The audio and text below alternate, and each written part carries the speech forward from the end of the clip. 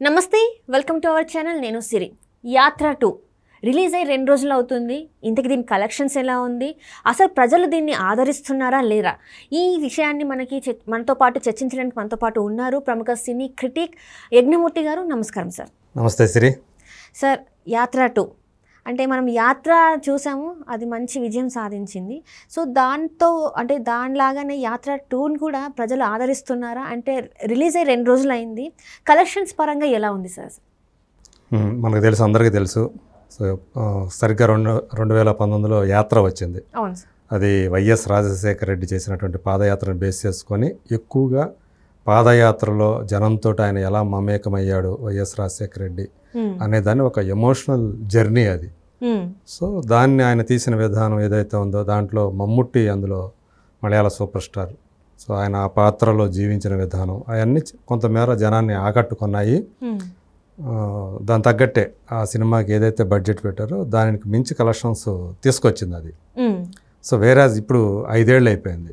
ఈ 5 ఏళ్లలో టికెట్ ధరలు కూడా ఎంతో కొంత పెరిగాయి 2 తెలుగు రాష్ట్రాల్లో. సో ఆ మేరకు చూసుకుంటే అంటే కలెక్షన్లు దానికి ఎన్ని తెగాయో, టికెట్లు ఎన్ని తెగాయో అన్ని టికెట్లు ఇక్కడ తెగితే ఇంకా ఎక్కువ అమౌంట్ వస్తుంది మామూలుగా అయితే.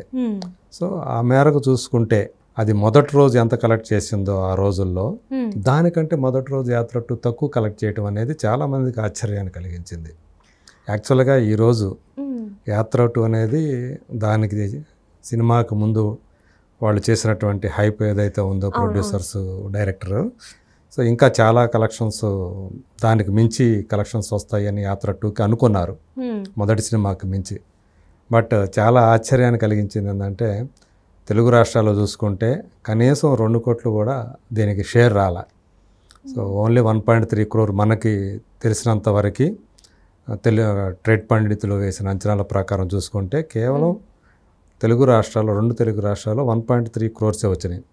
మరి చాలా అది అక్కడ చూసుకుంటే అప్పట్లో అది 2 కోట్ల 30 లక్షలు ఎంత వచ్చింది షేరు.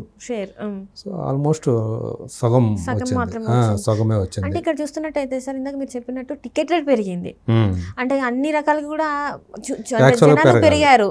అన్ని రకాలుగా చూసినా కూడా అంటే మరి కలెక్షన్స్ ఎక్కువ రావాలి కానీ చాలా తక్కువ వచ్చేసి దాన్ని బట్టి జనం ఈ సినిమాని అంటే ఎలా చూశారు, వాళ్ళ స్పందన ఎలా ఉంది ఈ సినిమాకి అనేది మనం అంచనా వేసుకోవచ్చు.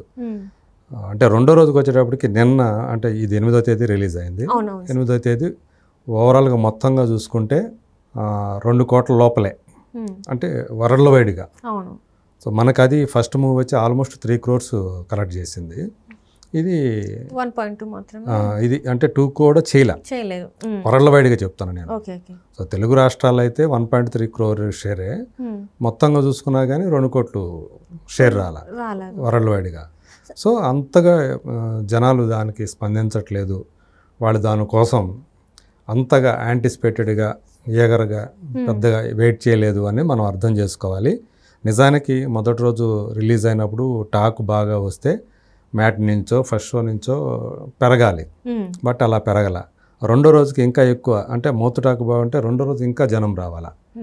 చూస్తే 50 లక్షల షేర్ కూడా రాలేదని చెప్తున్నారు 2వ రోజు తెలుగు రాష్ట్రాల్లో. సో అంటే అంతగా జనాలను డిసప్పాయింట్ చేస్తుంది అనుకోవాలా. దీనికి ఎందుకంటే కారణం నేను అనుకోవటం ఏంటంటే జగన్మోహన్ రెడ్డి గారి క్యారెక్టర్ చేసింది జీవా అని ఒక తమిళ యాక్టర్. వైఎస్ఆర్ గారి రోల్ చేసిందేమో మమ్ముట్టి. సో మమ్ముట్టి ఆయన సూపర్ స్టార్ రేంజ్. సో ఒక పెద్ద నటుడు ఆయన. అలాంటి పెద్ద నటుడు చేయటం వల్ల ఆ పాత్రకి ఒక డిగ్నిటీ వచ్చింది. ఇక్కడికి వచ్చేటప్పటికి జీవా స్టార్డమ్ లేని ఒక యాక్టర్. సో బహుశా ఒకవేళ జగన్ యాక్టర్ కాకుండా జగన్ కనిపించాలని చెప్పేసి, జగన్ రెడ్డే కనిపించాలని చెప్పేసి ఒకవేళ డైరెక్టర్ అలా తీసుకొని ఉండొచ్చు.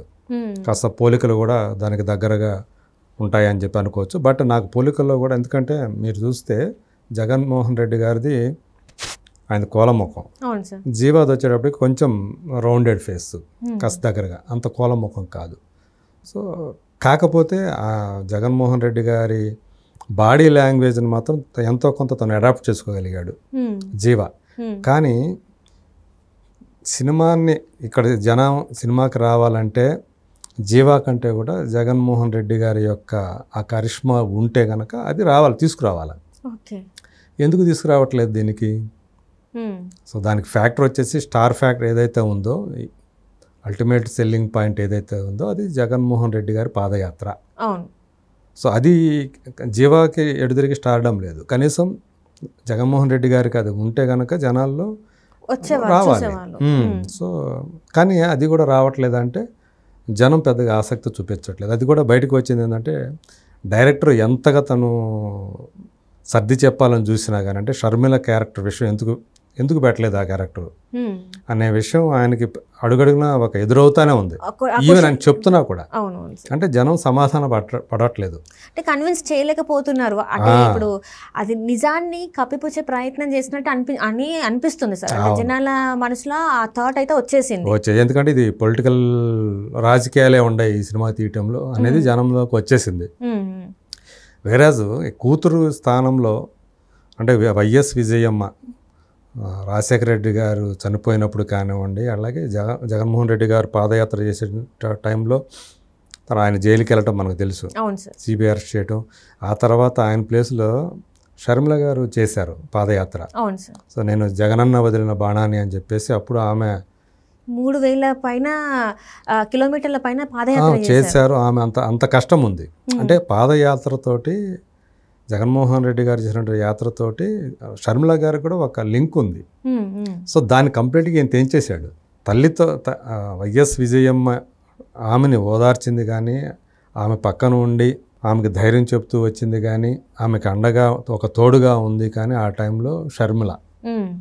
దాన్ని కంప్లీట్గా ఆ వాస్తవాన్ని పక్కన పెట్టేసి మీరు ఆ ప్లేస్లోకి వైఎస్ భారతి గారిని తీసుకొచ్చి అత్తకి తోడుగా ఆమె ఉందని చెప్పి చూపించడం అనేది ప్రజలకి నచ్చలేదు అసలు. సో ఇది ఒక తప్పుగా తీశారు ఈయన డైరెక్టర్ అనే ఒక అభిప్రాయాన్ని అది జనంలో కలిగించింది. అందువల్ల కూడా ఆ సినిమా మీద అంత పాజిటివిటీ అనేది సినిమా రిలీజ్ అయిన తర్వాత కూడా రాలేదు. యాత్ర చూస్తే జగన్మోహన్ రెడ్డి గారికి పొలిటికల్ లైఫ్ని పెంచింది. ముఖ్యమంత్రిని అంటే అవును, తండ్రి గారి యొక్క ఏదైతే ఉందో ఆ సానుభూతి. సో కరెక్ట్గా ఆ టైంకి రాజశేఖర రెడ్డి గారిని చూపించి, ఆయన కథను చూపించి, సో ఆ సానుభూతి ప్రజల్లో వచ్చేటట్లు చేసి ఒక ఓట్లు వేయించడంలో కొంత కీలక పాత్ర ఆ సినిమా పోషించిందని చెప్పాలి కొంత మేరకైనా. కానీ యాత్ర 2 విషయానికి వస్తే సార్, ఇక్కడ తనకి ఇంకా ఆల్రెడీ కొంచెం నెగిటివిటీ ఉన్నట్టు మనకి కనిపిస్తుంది. కానీ ఈ సినిమా ద్వారా ఇంకొంచెం నెగిటివిటీ గెయిన్ చేసుకున్నట్టు అనిపిస్తుంది. అంటే కలెక్షన్స్ పరంగా చూసుకున్న ప్రజల్లో ఆదరణ కూడా అంతగా లభించట్లేదు. ఇంకొకటి ఏంటంటే ఈ ఏదైతే షర్మిల గారి క్యారెక్టర్ ఉందో ఆ క్యారెక్టర్ని మొత్తానికే తీసేయడం ద్వారా ఏదో మభ్య పెడుతున్నారు జనాలని అన్న ఒక ఇదిలో జనాలు పడిపోయారు. ఇందులో నిజాలు చూపెట్టకుండా వీళ్ళ స్వలాభం కోసమే తీసినట్టు ఉంది, వీళ్ళ రాజకీయ దానికోసమే తీసినట్టు ఉందని అనిపిస్తుంది. ఇందులో వాస్తవం ఉందంటారా సార్? అదే ఆయన ఏం చెప్తున్నాడు డైరెక్టర్ మహేవి రాఘవ్, నేను ఏదైతే ఒక పాయింట్ అనుకున్నాను మెయిన్ పాయింట్ని, దానికి దాన్ని ఆ పాయింట్ని ఎలివేట్ చేయడానికి నేను అనుకున్న కథకి ఏ పాత్రలు అవసరమో ఆ పాత్రలు మాత్రమే నేను తీసుకొని చేశాను. అందువల్ల షర్మిలే కాదు ఇంకా చాలా పాత్రలను కూడా నేను పెట్టలేదు అని చెప్తున్నాడు. మిగతా పాత్రల సంగతి ఏమో కానీ వాళ్ళ ఇంట్లో అతి ప్రధానమైనటువంటి కీలకమైన ఆ టైంలో కీలకంగా వ్యవహరించినటువంటి షర్మిల గారు లేకుండా రాజశేఖర రెడ్డి గారికి ఒక్కడే కొడుకు అన్నట్లు మీరు చూపించడం అనేది సినిమా మొత్తం కూడా ఇంట్లో ఉండేది కొడుకు, కోడలు, భార్య అన్నట్టే చూపిస్తున్నారు. అది జీర్ణించుకోలేని విషయం కదా. మీరు దాన్ని ఎలా మీరు కన్విన్స్ చేయడానికి ఎంత ప్రయత్నం చేసినా జనం కన్విన్స్ అవడానికి అవకాశమే లేదు అది. సో మీరు అక్కడ ఒక పెద్ద బ్లండర్ చేశారు. దాని వెనక రాజకీయ కోణం ఉందని చెప్పేసి అందరికీ తెలిసింది అది. ఎందుకంటే షర్మిల గారు తర్వాత కాలంలో అన్నను విభేదించి ఆమె తెలంగాణకు వచ్చి ఆమె సొంతంగా ఒక పార్టీని పెట్టి సో మళ్ళీ దాన్ని కాంగ్రెస్ పార్టీలో మెర్చేసి ఈరోజు ఆమె ఆంధ్రప్రదేశ్ పిసిసి ప్రెసిడెంట్గా ఉన్నారు. సో అంటే అన్నకు వ్యతిరేక కూటమిలో ఉన్నారు ఆమె. సో మిగతా అంటే వ్యతిరేక కూటమి అంటే మిగతా అందరూ కలిసి కాదు, బట్ వ్యతిరేకంగా ఉన్నారు.